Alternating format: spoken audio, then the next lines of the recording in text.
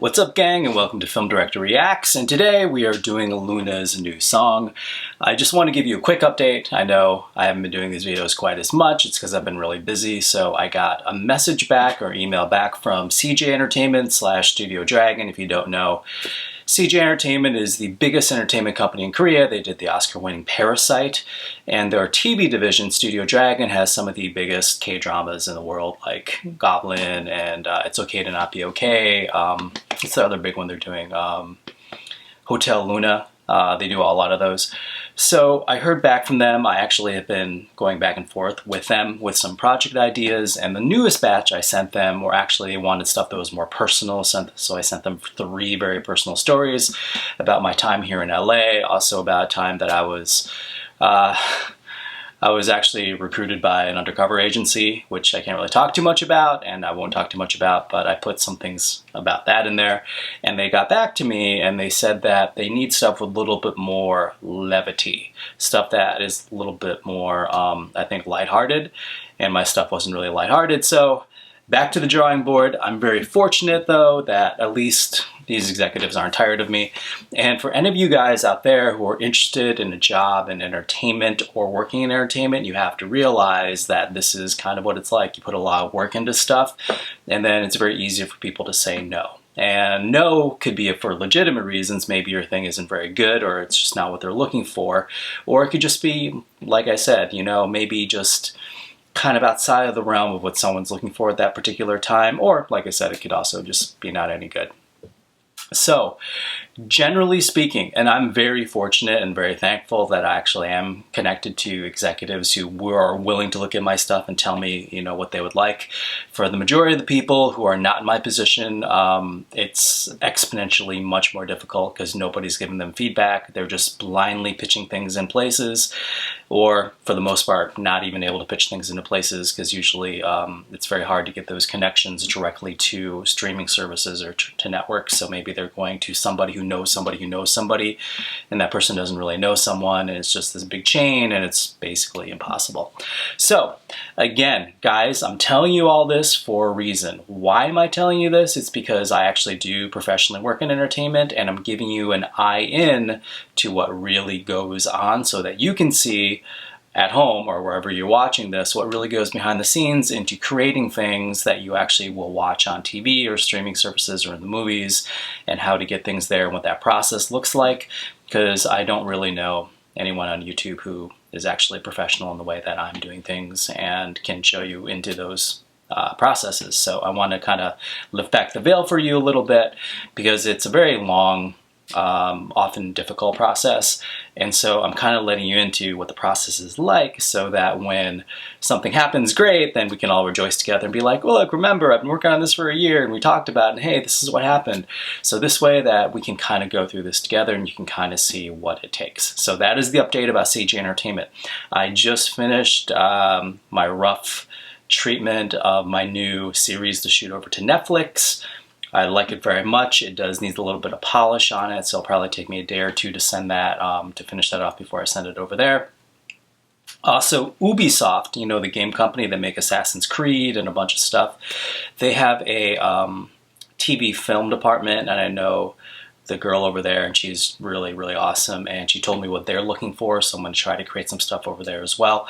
Sony, I haven't heard back from yet, but the girl is very, very, very, very busy, and that's totally fine, because I don't think she has an assistant, so I have so much other stuff to do. I'm just like, yeah, great, get back to me whenever, and if it's not for another couple months, it's fine. I have so many other things. So I have so many places, which I'm really lucky at, that are telling me what they're looking for. So I'm just spending time creating series and sending them over. And to do that, it takes actually a really long time, because when I create the series, I'm actually creating not just the idea, but the whole first season, all the characters, all the through lines, what can happen from that point on, all the themes. So in my mind, I'm creating the entire first season, like 10 hours worth of content, and then trying to just sort of present it in maybe 5 to 10 pages and saying, hey, this is what it is. But it's a lot of just processing and creation and having to do that. I usually think to myself, I usually tell myself, oh, I can do this in a couple days. But it never takes a couple days. It usually takes like a couple weeks of really thinking things through, making things work and justifying all the characters' behavior. So it takes a really long time. I love it. I'm really fortunate to be doing it.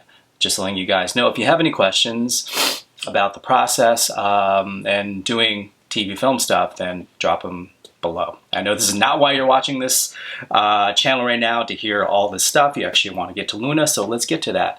But let's first run the intro. My name's Paul Leach, and I'm a writer-director in Los Angeles. I've been interviewed by such publications as the Huffington Post and the New York Council on Cultural Affairs. I've worked with Emmy winners and Oscar winners, and the feature film that I directed went to Cannes. In this series, we break down footage from the point of view of a film director, and we will stop often to look at shots. If you have not seen this video or this footage before, please go watch the whole thing all the way through, because again, we stop all the time and then come back here and break down the footage together with us. So gang, again, if you have not watched this video all the way through, please go watch that video all the way through, because we are going to stop a lot and break down the shots. And then after you watch it, come back here and break down the shots with us. So let us check out Loona's Star, okay, and action.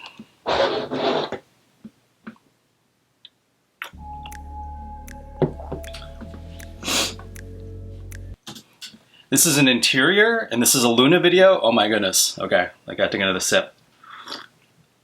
It's around Christmas time too, how appropriate. Wow, this is a beautiful shot. Look at these globes here.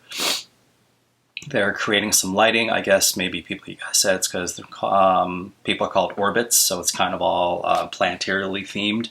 But what they do is they also create nice separation and light for the things in the background, which is really good.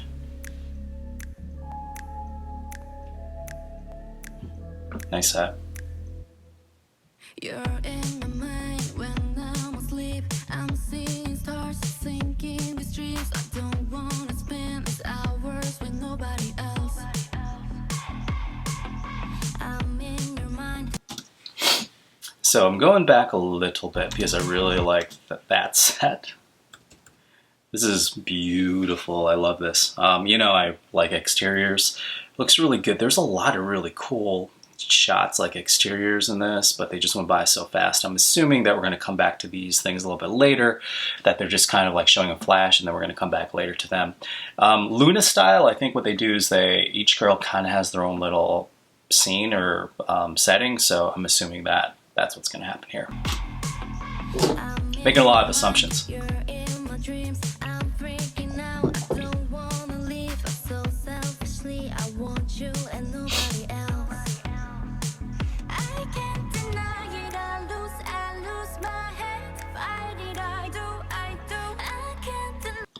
So one thing I wanted to talk about, these shots here. These, it feels very Terrence Malick-ish. I don't know if you guys are familiar with Terrence Malick, but when he does, sometimes he'll have people under sheets, or he'll just crowd around somebody, and it's such a good shot. If it was Terrence Malick, though, it'd be pushed in a lot more on her, and her face would be covering filling the frame, and there'd just be stuff draping in front of her and draping behind her. It's beautiful, beautiful atmospheric shots. The lighting is great. It's just really diffused on her. Really nice.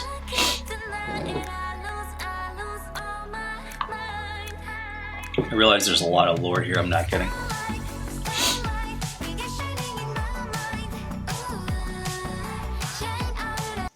This is an interesting song, like musically, because it's very stripped down. There's just like kind of that snare going, you know. It's not really filled out yet, so I'm assuming once we get to the chorus, it'll fill out. Even if it doesn't, like sometimes it's really nice to have stuff. Sometimes less is more. It really depends what kind of feeling you're going for. So all this stuff was done on, obviously on a soundstage. Oh, it's a nice shot with and this is all a crane. They just have a giant crane arm. They're pulling back, and then they're going to go up.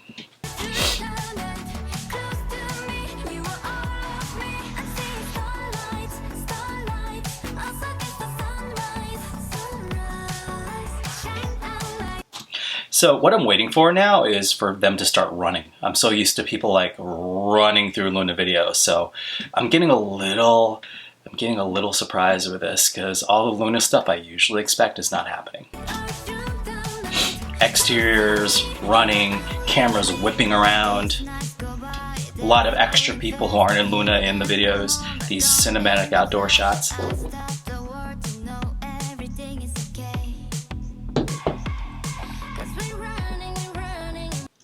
So this is a good shot about,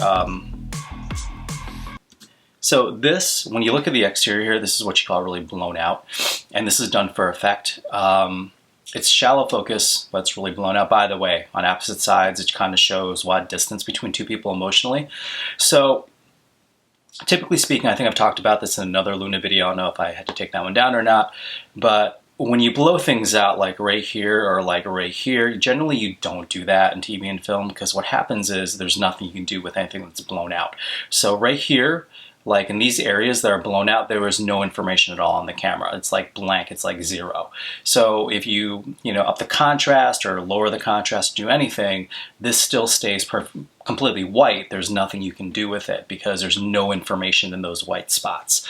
That's why it's always better to shoot things a little too with the ISO down a little bit so that you don't blow everything out, so that you still have information there, because you can lighten up information that's there, but you can't darken information that is not there. That being said, this looks really great, and if you know exactly what you want and the light on these girls is fine, you don't have to do too much back here, it's a really nice effect. Blowing things out isn't wrong, you just have to understand that when you're doing it, that you're filming something with no information and have to be okay with that's the case. This case, it works really, really well, and good shot.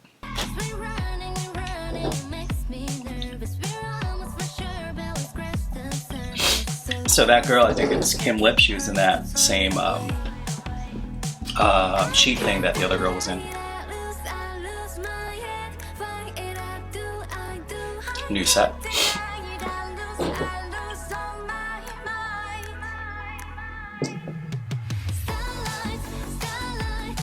So I know I'm not talking about a lot of the effects here. You guys can see there's a lot of green screens and they're doing a lot with after effects with like particulates coming at you, etc., etc. And there's some nice transitions, like turning the camera, which is probably on either a jib or a crane, which is they just turn it and then goes into these transitions. They're really nice. I haven't been meshing them too much. After Effects, blah blah, and that's just. So this might have been done with anamorphic lenses to create all those lens flares. I'm not sure though. Could have been done in post too. They could have just blown it out. You typically do that in sort of like disco-y things where you just kind of have like all these flashes and these flares. Unless you're J.J. Abrams, then you do it all the time.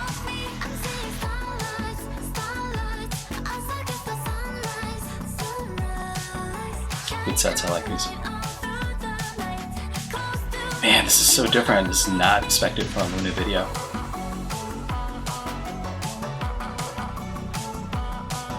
So these are beautifully shot. Like they just look great, like beautifully lit. And by the way, guys, lighting is such a big deal.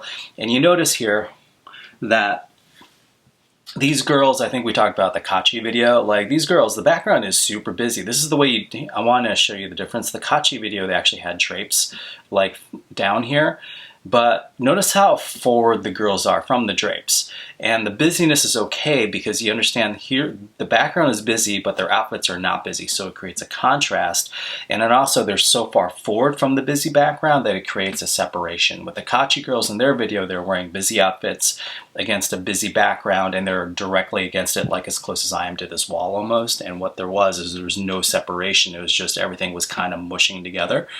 So creating separation, you can do that with this space here, with just physical space. Looks really good.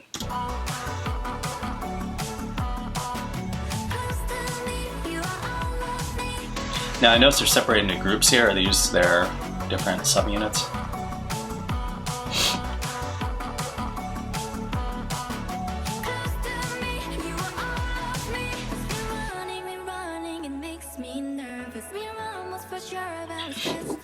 These girls have great synchronicity in their dancing.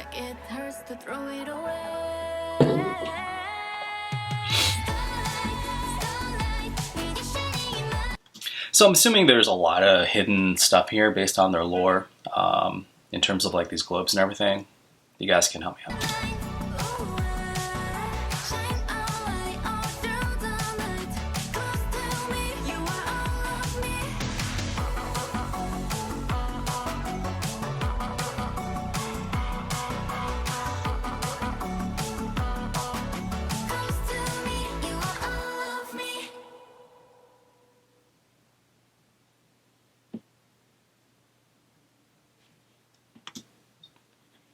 Is there anything at the end? I know people said that there's sometimes a little tag at the end.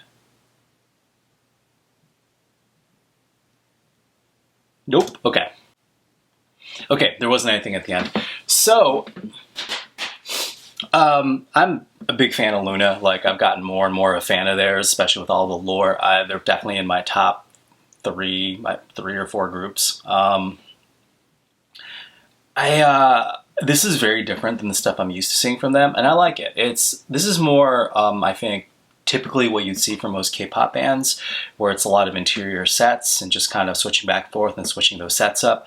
I'm losing a little bit of the Loona flavor. The reason why I like their videos so much was that they're much more cinematic, and you had the outside and the running and the swinging of the stuff like that. But all that is to say that it's nice to evolve and do things. You don't have to stay in the same thing all the time. You don't want to, even if this is your signature, it's good to evolve and try different things and see the way those things work, because how do we grow? It'd be neat, actually, if they had actually kind of incorporated some of those things together, because there were a lot of exteriors. So it would be interesting for them to kind of mold or meld together their interior set pieces with some exteriors as well. The inside lighting was just beautiful. I mean, it's very stage lighting, just beauty lighting, looks really good. One thing I've liked about Loona videos in the past is they don't have that. It's very cinematic lighting. It's not just to blast you with the light, but it's, you know, people are in shadow and you don't always see them all the time. This is not typically Loona cinematic. This is more typical K-pop beautiful video stuff, and I really liked it. I'm kind of curious to see what direction they're going to go. I don't know if it's the same directing company which is doing this video or doing these new videos. It'd be interesting to see like where they want to head with this stuff. So it's really good. I liked it. So guys, for Loona's Star, it's a wrap.